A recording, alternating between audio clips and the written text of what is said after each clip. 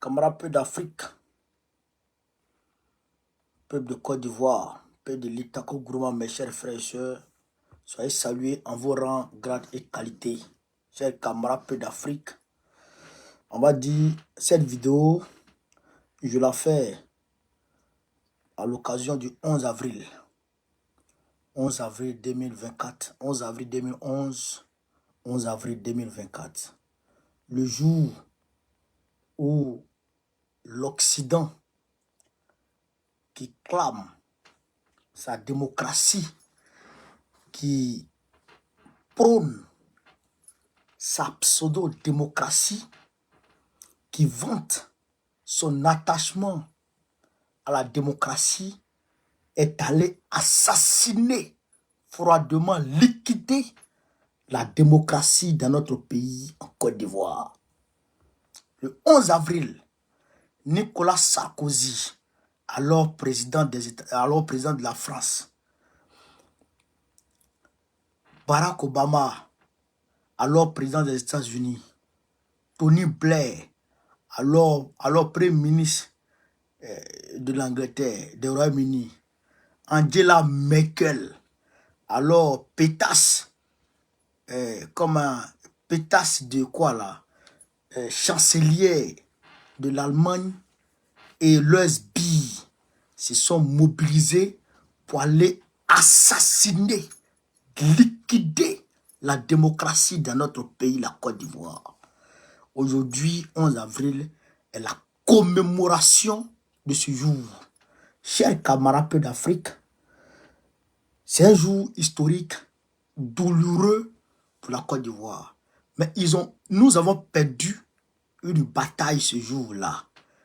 Les résistants ivoiriens, le panafricanisme au niveau de la Côte d'Ivoire, l'africanité pure et simple au niveau de la Côte d'Ivoire a perdu une bataille ce 11 avril, mais nous n'avons pas perdu la guerre, nous n'avons pas perdu le combat parce que le combat continue, parce qu'il y a des combattants et le leader de ces combattants-là, il s'appelle Laurent Gbagbo.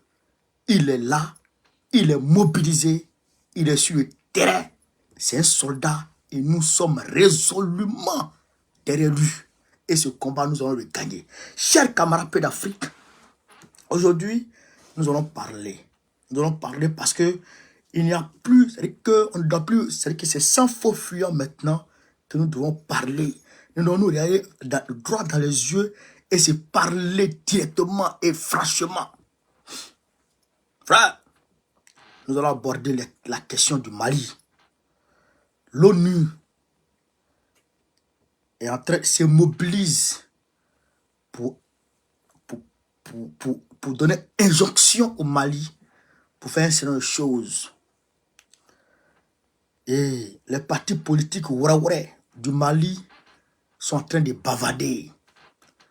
Et aussi, chers camarades peu d'Afrique, nous avons bien entendu parler de la Côte d'Ivoire. D'abord, Bakongo, je vais donner un droit de réponse à Bakongo ici, qui dit que Laurent Gbagbo ne peut pas être candidat en 2025. Chez nous, on dit quand deux chasseurs, c'est-à-dire que quand dans une forêt, il n'y a qu'un seul caïman et un seul crocodile, et deux chasseurs se lèvent pour dire que moi je jure que moi je vais ramener le crocodile. Et l'autre chasseur, lui aussi, il dit, je jure que moi je vais ramener le crocodile à la maison. Dans tous les cas, il y a un qui va ramener le crocodile et un va ramener caïman. Parce que naturellement, les deux se ressemblent. Chers camarades peu d'Afrique, nous, on aura la victoire. 2025, là, Gbagbo sera candidat. Ils ont dit ça de Sonko. Ils ont même dissous le PASTEF. Et Sonko, aujourd'hui, est le maître du jeu au Sénégal. C'est de ça qu'il s'agit. Regarde mon ami, comment il s'appelle, Aliou Sall, est devenu ministre au Sénégal. Bon, on connaît, il sera positionné devant tout le monde en 2025. Et tout le monde va voir. dans le pouvoir de Gbagbo Laurent. Il n'y a rien à faire. Chers camarades peu d'Afrique, on va lire ici, si c'est Bas Congo, avant de conclure. On dit si c'est Bas Congo attaque Gbagbo. Il dit ici, quand j'écoute Gbagbo, j'ai la pitié pour lui, j'ai de la compassion pour lui. Alassane Ouattara a évité le génocide. Alassane Ouattara a évité le génocide. Il faut qu'on explique les choses aux gens. Alassane Ouattara, il dit Alassane Ouattara a évité le génocide en Côte d'Ivoire. La Côte d'Ivoire avait été prise en otage par Gbagbo et son clan. D'accord. Il dit Alassane Ouattara a évité le génocide et que le génocide a été, la Côte d'Ivoire a été prise en otage par Ouattara et tout. Par Gbagbo et tout. En 2011, 2010, les Dozo qui sont allés tuer les Ouais à Dego Carrefour, parmi eux là, il y a un qui a été arrêté. Par qui? Écoutez très bien. Hein? Celui qui a été arrêté là, il s'appelle Amadé Ouremi. Il était élément de l'os de main. Il était dans la rébellion. Il a été condamné par le pouvoir de Alassane Dramane Ouattara pour génocide et crime contre l'humanité. Je répète, l'os de main, l'os, Fofana Loseni, qui aujourd'hui a été promu au rang de colonel par Alassane Dramane Ouattara. L'un de ces éléments, en la personne de Amadé Ouremi, a été condamné pour crime contre l'humanité, crime de génocide en Côte d'Ivoire. Il travaillait pour l'os de main, il répondait aux ordres de l'os de main qui était sous le commandement de Alassane Dramane Ouattara, le pouvoir du Golfe. Le pouvoir du Golfe. Vous comprenez? Donc là, on sait qui a fait génocide et qui a arrêté génocide. D'accord? On va aller pas à pas, Bakomo. On va aller pas à pas. Il veut être alors qu'il a été... Laurent Gbagbo est un opposant professionnel, mais pas un président. Ah, d'accord. C'est un opposant professionnel, mais pas un président. D'accord. Mais Laurent Gbagbo, quand il prend le pouvoir, et d'ailleurs là, il a beaucoup parlé. Laurent Gbagbo était un opposant professionnel. Oui, un opposant pacifique, un opposant légaliste, un opposant qui n'est pas violent, un opposant qui ne prend pas les armes pour agresser son propre pays. Laurent Gbagbo n'est pas un opposant comme ça. Laurent Gbagbo n'est pas un opposant qui tue son propre peuple. Laurent Gbagbo n'est pas un opposant comme ça. Laurent Gbagbo n'est pas un opposant qui se tient dans d'autres pays et dit que ce pouvoir moribond, je le frapperai et il tombera. Laurent Gbagbo n'est pas comme ça. Laurent Gbagbo n'est pas un opposant sectaire. Il ne dit pas que c'est parce que je suis bêté que les gens me combattent. Laurent Gbagbo ne dit pas ça. Laurent Gbagbo n'est pas comme ça. Laurent Gbagbo n'est pas un opposant vagabond de nationalité. Laurent Gbagbo n'est pas comme ça. Laurent Gbagbo, c'est un opposant qui respecte les textes et les lois de la République. C'est ça, Laurent Gbagbo. C'est ça, Laurent Gbagbo. C'est pourquoi les textes de la République disent que Laurent Gbagbo, il peut être candidat en 2025. Ça, c'est les textes qui disent ça. Donc, si les textes disent ça, vous devrez vous remémorer l'opposition et que la confrontation légale que le président Laurent Gbagbo a menée contre Houphouët-Boigny quand Houphouët-Boigny ne voulait pas du multipartisme.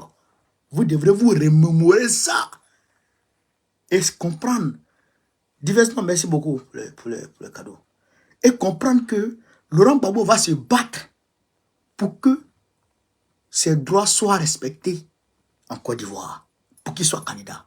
Vous devez connaître ça. Deuxièmement, troisièmement, qu'est-ce qu'il dit? Il dit quoi? Ils sont venus, voilà, il dit quoi? Voilà. Laurent Gbagbo est un opposant professionnel, mais Laurent Gbagbo a volé 5 ans à la Côte d'Ivoire, d'accord? Laurent Gbagbo n'a pas volé 5 ans à la Côte d'Ivoire, je suis désolé mon frère. Laurent Gbagbo a pris le pouvoir en 2010, en 2000. Il a pris le pouvoir en 2000. Octobre 2000. Novembre, décembre. Dans un premier temps, il faut qu'on explique les choses aux gens. Quand Laurent Gbagbo prend le pouvoir en 2000, alors que Alassane Ouattara n'a pas participé à l'élection et que Guéhi Robert voulait voler les élections, les résultats des élections, et que Laurent Gbagbo demande à ses militants de sortir, et ses militants sortent dans les rues, et le pouvoir et l'armée se rangent du côté du peuple, et que du président légitimement élu. Alassane Ouattara, qui n'a pas participé aux élections, tente là un coup d'État. Il tente là un coup d'État populaire. Il fait sortir ses militants dans les rues pour que ces militants aillent chasser Gbagbo qui vient d'être élu président de la République en octobre 2000 d'abord. En octobre 2000 d'abord, Dramane Ouattara et les Bas-Congo là. Deuxièmement, quand Laurent Gbagbo prend le pouvoir en octobre 2000, novembre, décembre, janvier 2001, la nuit du 6 au 7 janvier 2001, Alassane Ouattara envoie son ex-garde du corps, qui est en la personne de Ibrahim Koulibaly, qui est décédé, père à son âme, que Dramane Ouattara lui-même il a fini par tuer. Il tente un coup d'État. En 3 mois, il a tenté un coup d'État contre qui? Contre Gbagbo Laurent. Qu'on a appelé le complot de la Mercedes noire. En complicité avec la France de Jacques Chirac. J'ai dit la politique française est un poison pour l'Afrique. L'Afrique doit s'en débarrasser. Toutes les bases militaires doivent dégager de notre continent. C'est-à-dire que toutes les tentacules, c'est-à-dire que de Babylone doivent dégager, c'est-à-dire que de nos pays. Ça là, c'est une réalité. Donc quand ils ont tenté, en 3 mois déjà, quand ils ont tenté, et ils ont été chassés. Et ils ont été chassés, ils ont été repoussés. Ils sont allés se replier au Burkina Faso, chez Blaise Compaoré, qui est aujourd'hui devenu Ivoirien nouveau, qui a eu la nationalité ivoirienne et qui est en Côte d'Ivoire, qui est devenu un chien galeux, un chien mort. Que la maladie le frappe davantage. Que l'ivresse de la maladie le torture davantage. Que Dieu le frappe de sa colère davantage depuis sa position. Que ses dents commencent à... Que ses dents tombent les unes après les autres. Et qu'il se pleure dans... Pas pied là. Donc, ils replient, ils vont chez Blaise Compaoré et ils vont créer la guerre. En 2002, septembre 2002, et ils jettent la guerre sur les Ivoiriens. Mais quand vous créez la guerre, 2001, 2002, 2003, 2004, 2005, on est en pleine guerre. Il n'a qu'à organiser l'élection pour quoi? Il n'a qu'à organiser l'élection comment? Les Ivoiriens qui étaient dans les zones que vous aviez, que vous occupiez là, et ils allaient voter par Bluetooth ou bien ils allaient voter comment? Et ils allaient voter comment? Ils ne pouvaient pas voter, donc ils ne pouvaient pas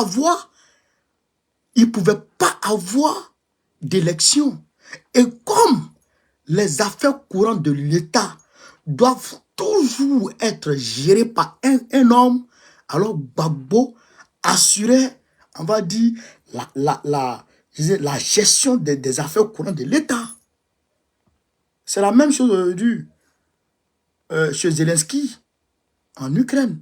Zelensky dit qu'il n'y a pas élection. C'est la même chose aujourd'hui au Mali. Assimi dit qu'il n'y a pas élection puisqu'il y avait la guerre. Puisqu'il y avait la guerre. Il ne pouvait pas avoir élection. Donc c'est vous là, vous qui avez voulu écourter le mandat de Gbagbo dans un premier temps à 3 mois et dans un deuxième temps à 2 ans. C'est vous qui avez prolongé le pouvoir de Gbagbo à 10 ans. Parce que vous n'êtes pas patient. Vous n'êtes pas des opposants patients. Mais quand on va prendre le pouvoir en 2025, on va rétablir la peine de mort. Tous ceux qui vont venir à la rébellion, si on les attrape, il n'y a pas un ici dedans. On va vous clouer au poteau. Il n'y a rien, il n'y aura rien. C'est-à-dire qu'il n'y aura même pas 1000 ans dedans. Donc, ça, Gbagbo n'a pas perdu 10 ans à quelqu'un, 5 ans à quelqu'un. C'est ceux qui ont voulu écouter son mandat à 3 mois et puis à 5 ans là. C'est eux, Dieu a regardé, et puis à 3 ans et puis à 2 ans là. C'est eux, Dieu a regardé, et puis Dieu dit, ça n'a pas se passer comme ça. Il a lui donné 5 ans de plus. Et Dieu a mis 5 ans sur son pouvoir encore. On continue. On continue, chers camarades d'Afrique. Il dit quoi? Ils sont venus de la CPI et ils disent qu'ils n'ont rien fait. Mais, ils sont venus de la CPI et ils disent qu'ils n'ont rien fait. Il faut rafraîchir la mémoire de Gbagbo et ses militants. C'est toi, Gbagbo, Laurent, qui a nommé les gens qui ont braqué la BCAO. Donc, c'est ta responsabilité. Mais les gens qui ont été nommés à la BCAO, là, il faut rétablir les choses, Bakongo. Il ne faut pas parler pour parler. Il faut rétablir les choses. Moi, je demande un débat entre toi, Bakongo, et puis Katina. Vous allez vous asseoir, vous allez faire débat. Maintenant, je demande un débat entre moi et votre président de la jeunesse du RADP là. Venez en faire débat sur la question de la BCAO. Venez en s'asseoir et puis en faire débat. En parler. Et puis on voit qui est fort. Gbagbo n'a pas nommé des gens spécifiquement. Il a réquisitionné en respectant toutes les règles de l'art. Il a réquisitionné la BCAO centrale de la Côte d'Ivoire. Et quand il a réquisitionné, les personnes qui travaillaient là, c'est eux qui ont continué à travailler. Il n'est pas allé chercher ses parents de maman pour venir les faire travailler. Les gens qui travaillaient là, c'est eux qui ont continué à travailler. Et quand vous avez chassé Gbagbo, quand vous êtes arrivé grâce aux bombes de la France, de Sarkozy, quand vous êtes arrivé à chasser Gbagbo, l'homme que vous avez nommé, quand il est arrivé là, et quand on lui a posé la question, est-ce que la BCAO a été volée? Il a dit non, la BCAO n'a pas été volée.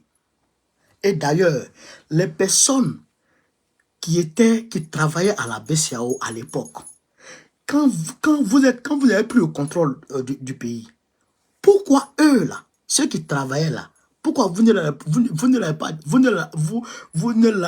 avez pas décerné de mandat d'arrêt? Pourquoi eux n'ont pas été inculpés?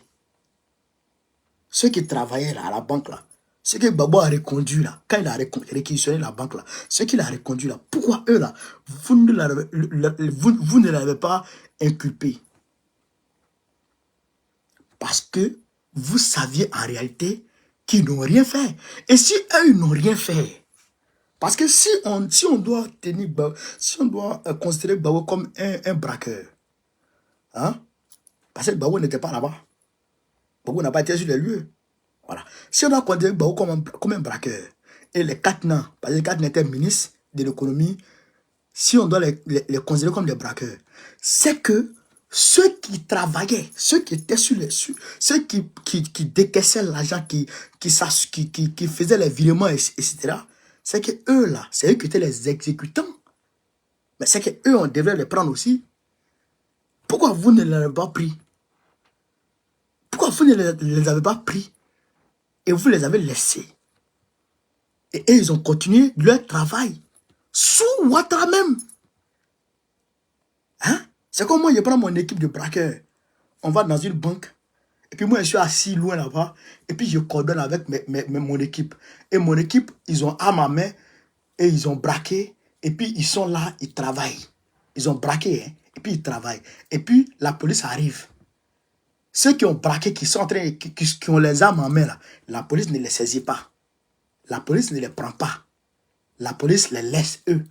Et puis la police, moi qui suis loin là-bas, la police va me chercher. Ça là, est-ce qu'il y a quelque chose de sensé dedans? Il n'y a rien de sensé dedans. Leur objectif qu'ils recherchent, c'est de rendre Gbagbo inéligible. Mais on va y arriver chez les camarades d'Afrique.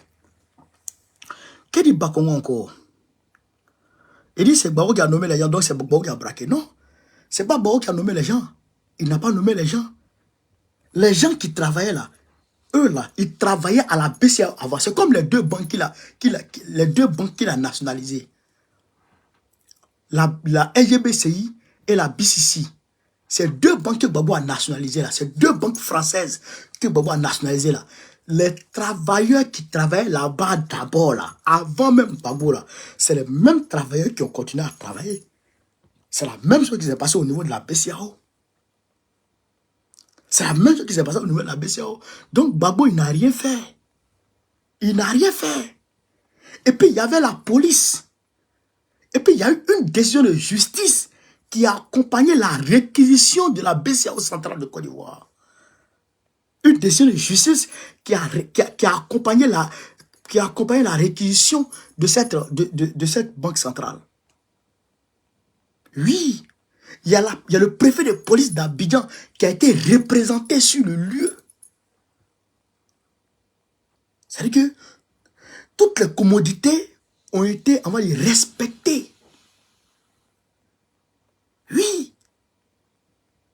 C'est ça qui est la vérité. Donc tout a été fait dans les règles de l'art. Donc à ce niveau-là, Gbagbo n'a absolument rien fait. On va continuer, j'ai camarade peu d'Afrique. Ce n'est pas parce que tu as été gracié que rien n'a eu lieu. Il n'a pas été gracié. Il a été libéré par la CPI et il est rentré en Côte d'Ivoire. Gbagbo est rentré en Côte d'Ivoire le 17 juin 2021. Dramane Ouattara a prononcé sa grâce bidon là le 7 août 2021. Entre le 17 juin et le 7 août, Gbagbo était déjà sorti.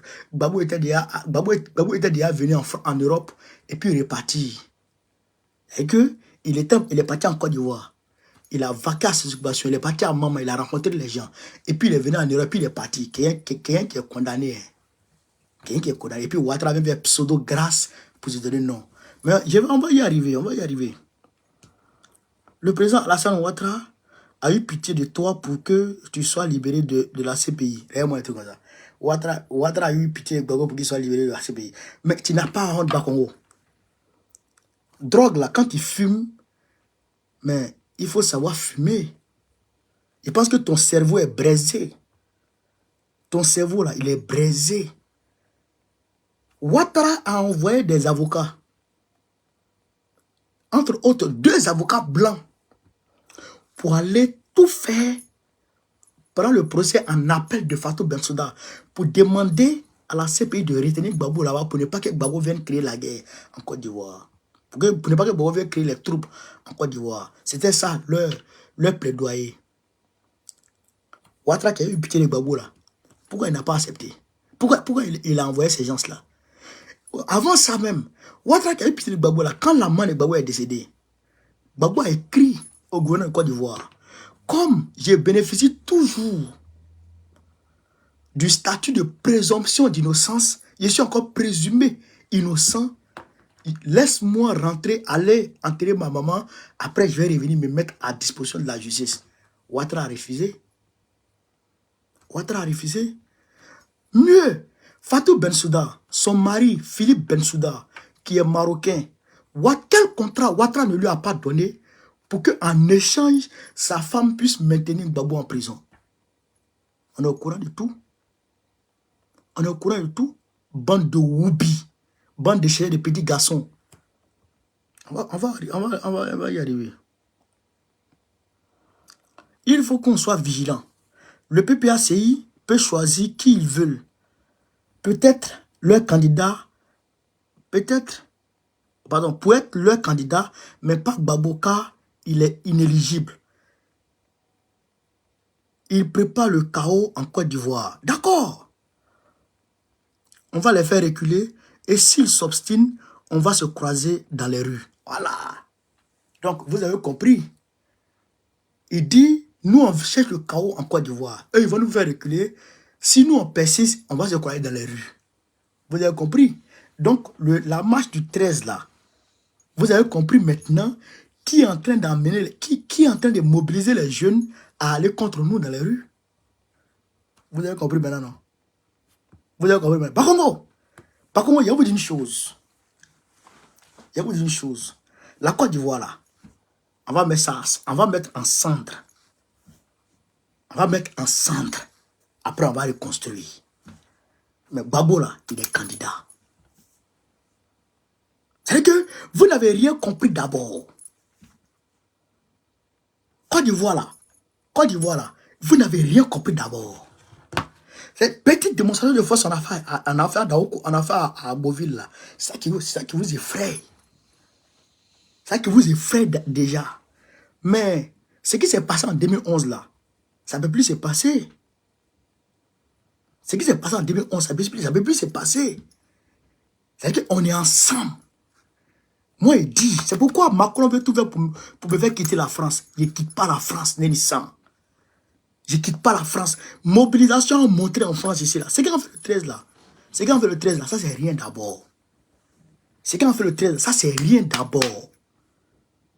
Ça, c'est rien d'abord. Les prochaines marches, là.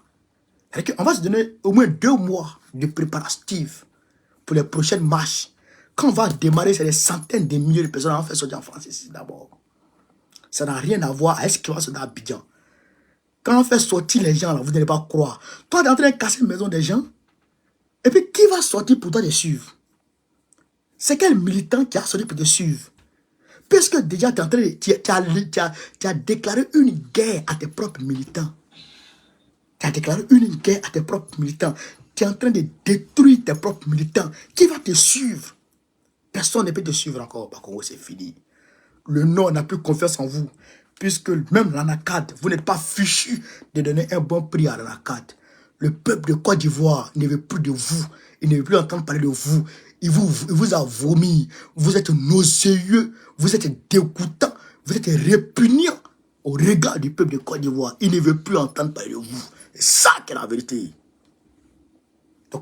Donc c'est peut-être avec vous, avec toi, Bakongo, qu'on va se croiser dans les rues. Mais si on t'a croisé dans la rue, Kokota va te dégoûter. Kokota va te dégoûter. Vieux malheureux, démon. Camarade de l'Afrique. Vous avez compris ça? Vous avez compris ça? Nous là, on est dans, on a démarré les rues. On a démarré les rues. Mais je demande à la France de se tenir en dehors de ça. Si Macron est malin, il n'a qu'à se tenir en dehors de nos protestations qui vont démarrer.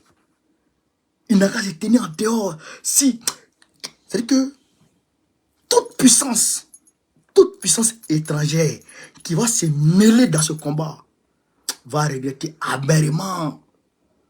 Vous allez regretter amèrement parce que les cibles seront trop fatales. Les cibles seront fatales. Toute puissance extérieure qui va se mêler dans notre affaire. Vous n'allez pas croire. Vous ne connaissez pas les Ivoiriens. Ce matin, j'étais en train de lire à Boisflé, à Bovia et à Laoboni. Les jeunes de là-bas, ils ont brûlé les véhicules d'une entreprise minière. Parce que l'entreprise minière les fatiguait. Vous ne savez pas, quand ça commence dans la tête d'Ivoirien, il n'entend plus. Vous n'allez pas croire. Vous n'allez pas croire. Il faut que la France doit se mettre de côté.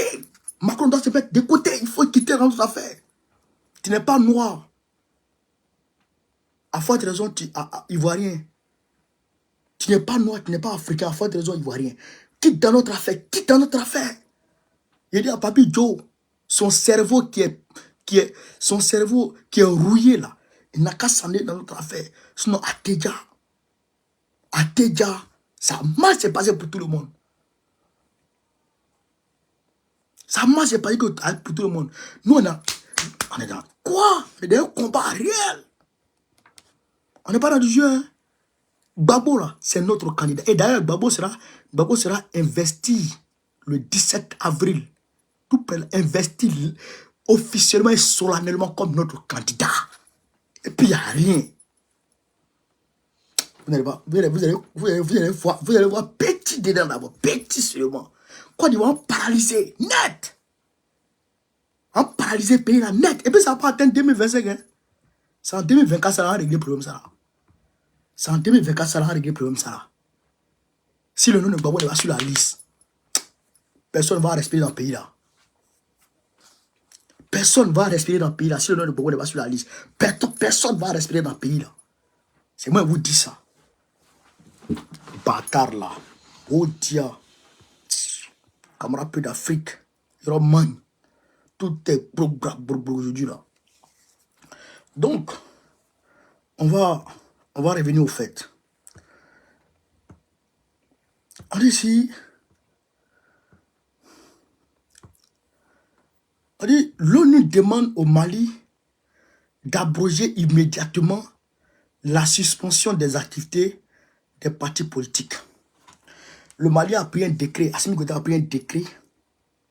Ce qu'ils ont fait en Côte d'Ivoire en 2011 là, c'est ça qui est là. Ils veulent faire au Mali là. Mais j'ai dit aux gens, on est prêt à prendre Kalash. Où on est là? On est prêt à prendre armes pour aller protéger le Mali. L'AES là, on est prêt à prendre armes pour aller protéger.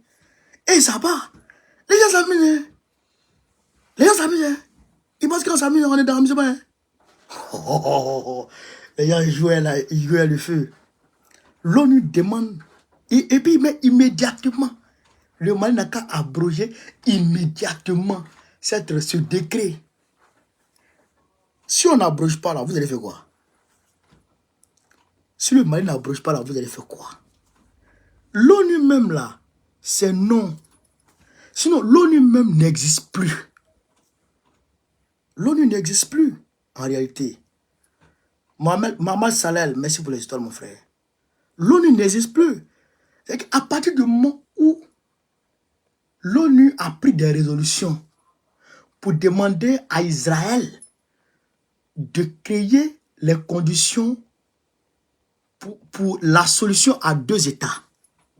La solution à 2 États au niveau d'Israël. Solution à 2 États au niveau d'Israël. Entre Israël et la Palestine, une solution à 2 États a été trouvée pour que Israël ait son pays, la Palestine ait son pays, pour que les deux vivent côte à côte. Mais jusqu'à aujourd'hui, l'ONU Netanyahou, Israël n'a jamais respecté ça. Deuxièmement, là, ils ont trouvé une solution pour un cessez-le-feu à Gaza. Pour un cessez-le-feu à Gaza. Mais l'ONU a trouvé la résolution. Et ils ont demandé à Netanyahou de cesser le feu. Mais Netanyahou, même demain matin, Netanyahou continue la guerre. Donc, vous allez venir dire quoi à qui? Le Mali est allé déposer plainte là-bas pour dire qu'il y a des preuves, qu'ils ont des preuves contre la France qui finance les terroristes au Mali, qui donne les armes aux terroristes pour tuer le peuple malien. L'ONU, le Mali a déposé ces plaintes là-bas. Allez-y, hein? Allez-y voir clair dans cette plainte là d'abord. Allez-y voir clair dans cette plainte là d'abord. Le contentieux ivoirien, le problème de Côte d'Ivoire, Karim Khan, avec sa tête en direct celui de mouton, Karim Khan n'arrive pas à vider le contentieux ivoirien. C'est pas même l'ONU là. C'est même l'ONU là. Vous n'arrivez pas à vider le contentieux ivoirien. Vous n'arrivez à rien faire. Vous n'arrivez pas à bouger. Bon, l'échauffement climatique. COP 25, COP 27, COP 28. Oh, pour lutter contre le changement climatique. Bon, aujourd'hui, les gens sont en train de mourir du fait de le changement climatique parce que le cacao, les récoltes agricoles ne réussissent plus. Vous n'arrivez pas à faire appliquer les résultats de la COP 28 qui s'est tenue à Riyad. Non, je pense à Riyad, non? En Arabie Saoudite, là, ou à Abu Dhabi, là. On dirait c'est à Abu Dhabi. Vous n'arrivez pas à faire appliquer ça. Et vous allez emmener le Mali. Vous allez dire, non, on vous écoute. Non, on vous écoute pas. Hein. Non, on vous écoute pas. Hein. Et on va dire comme ça. Et on va dire comme ça. Vous ne valez rien, absolument rien. Et c'est sûr que vous allez venir vous bander les muscles. Non, nous on ne vous écoute pas. Assimi Goïta avance. Nous on avance. C'est que vous voulez. Non, Assimi Goïta est dictateur. Dictateur. Dictateur. Mais Macron est dictateur ici. Macron a cassé les yeux des gens ici. Il a éborgné les gilets jaunes. Il y en a qui ont été mutilés. Il t'a frappé les gens. Il t'a frappé les gens ici. Macron s'est fait dictateur. C'est un dictateur. Hein? Mais, Zelensky. Zelensky qui va enrôler les gens de force pour aller en guerre. Il va prendre les gens. Allons en guerre. C'est pas une dictature ça? Imaginez un instant, Assimi Goïta fait ça. Imaginez un instant, Assimi Goïta enrôle les gens de force. Ibrahim Traoré même, qui enrôle souvent les gens, Manu Mintari là, lui, ils sont en train de le critiquer. Alors que Zelensky le fait. Là-bas, on ne parle pas. Donc, un côté de l'humanité peut faire. L'autre côté ne peut pas faire.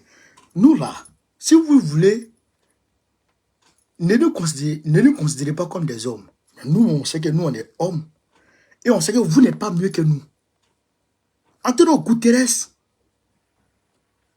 hein, sa tête, André Cocoman, là, lui, il peut pas être mieux que moi. C'est la vérité. Antonio Guterres ne peut pas être mieux que moi. Joe Biden qui voit même plus clair. Il est là, il parle et puis il dort. Et puis il se rend compte que il est en train de parler, puis il se réveille. Mais Joe Biden peut être mieux que moi.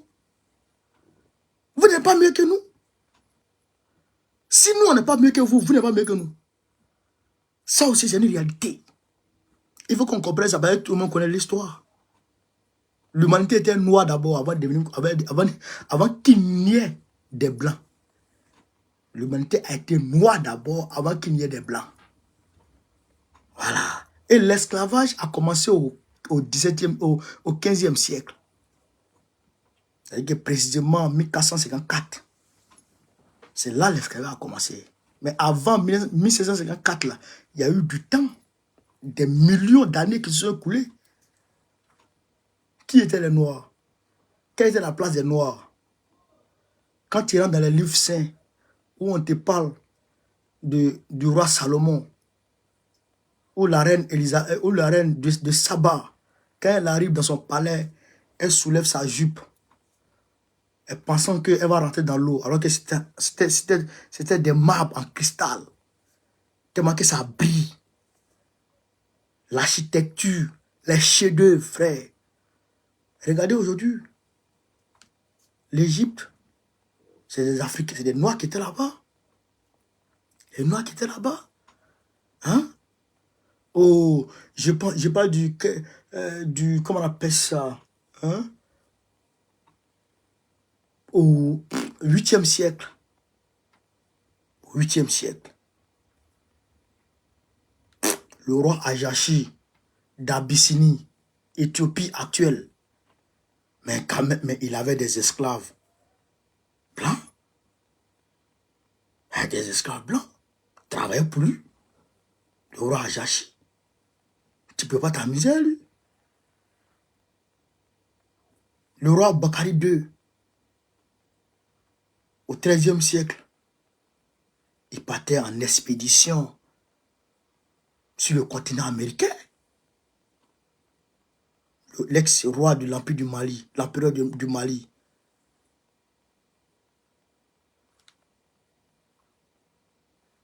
Toute la Mauritanie là, faisait partie de l'Empire du Mali.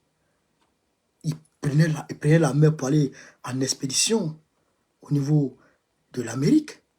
Et ils ont découvert l'Amérique Ils ont découvert l'Amérique avant que Christophe Colomb vienne gonfler sa poitrine pour dire qu'il a découvert l'Amérique. Le roi Abakari II.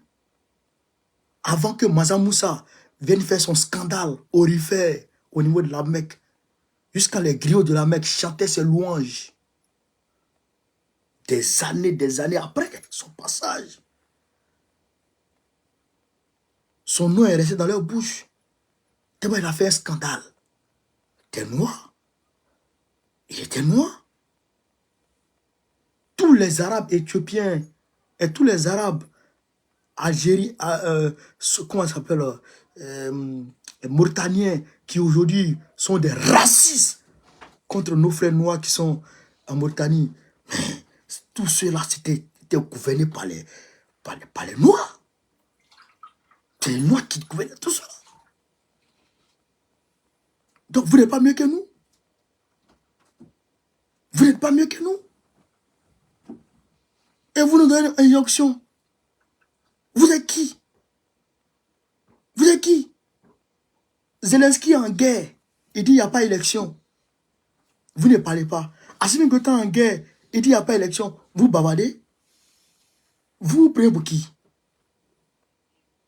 Vous prenez pour qui vers la fin? On n'est pas d'accord, hein? Ça suffit, hein? Ça suffit, ça. Il faut que ça s'arrête. On ne peut plus continuer dans ça. Il faut que ça s'arrête. Ce manque de respect, cette insolence a trop duré. Ça ne marche plus avec la nouvelle génération. Ça dit quoi tout ça? Ça dit quoi tout ça? Mais je vais vous dire une chose. Je vais vous dire une chose. Ne pensez pas que nous n'est pas truc, hein? Attention. Nous là, on est intelligent. C'est parce que, comment on appelle ça? C'est parce que comment on appelle au mot je te prends tout à l'heure. C'est parce que, comment on appelle ça? Les inventions nous ont échappé.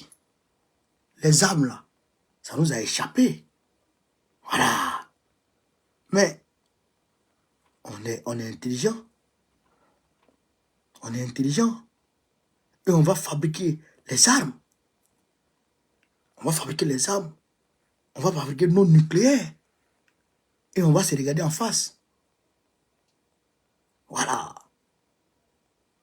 Donc, chers camarades, voilà ce que je voulais vous dire. Répondre à Bakongo et puis donner un droit de réponse à l'ONU. Maintenant, les mouvements de comment un pays, il y a 207 ou 217 partis politiques. Un seul pays, 217 partis politiques, le Mali. C'est quoi tout ça? C'est quoi tout? Les gens pensent que la politique, c'est un fonds de commerce. 200 partis politiques. Vous voyez où est tout ça? Vous voyez où est tout ça? Et c'est eux qui veulent préparer le retour de Imam Diko. Je ne comprends même pas les gens. Je ne comprends même pas les gens. Je ne comprends même pas les gens. Imam Diko, il est politicien. Il veut un président. Imam Diko pas d'un président au Mali. Parce que s'il devient président, c'est terroriste qui a pris le Mali en même temps. On ne peut pas accepter ça aussi. Aïe, ça aussi c'est une réalité. Tchè. On ne peut pas accepter ça, hein? Non. Donc, chers camarades d'Afrique, voilà un peu ce que je voulais vous dire. Le 13, samedi prochain, voilà, j'ai oublié même, samedi prochain, tous les Burkinabés, venez avec les photos de eBay. Je vais voir au moins 100 photos de eBay. Les pancartes là, venez avec au moins 100. Les Burkinabés, les Maliens, venez avec au moins 100 photos d'Assimi Goïta. Marche de PPAC là, ce n'est plus marche de PPAC seulement, c'est marche de tout le monde maintenant. Venez avec tout ça. J'ai parlé avec Tatira aujourd'hui, elle va prendre la parole. Je vais lui donner la parole. Elle va parler un peu à ces gens-là. Et mon petit Beka va venir avec sa délégation. Les Nigériens aussi, le président Abdelrahman qui est là, il a donné la parole. Venez avec les photos de Tchani. Bande de Waworo. On vous a dit, oh, l'AES là, on est prêt à prendre âme pour défendre l'AES. Parce que c'est amusement, ça m'amuse pas à vous, hein. Bande de Koudjougou. Donc, samedi prochain, ce samedi là, samedi 13 là, on se croise à la place Rokadjero. Agamea. Voilà. Donc, sur ce, vive l'Afrique libre, vive le panafricanisme, vive le plan panafricain. Babo, président Bigo en 2025. Inch'Allah.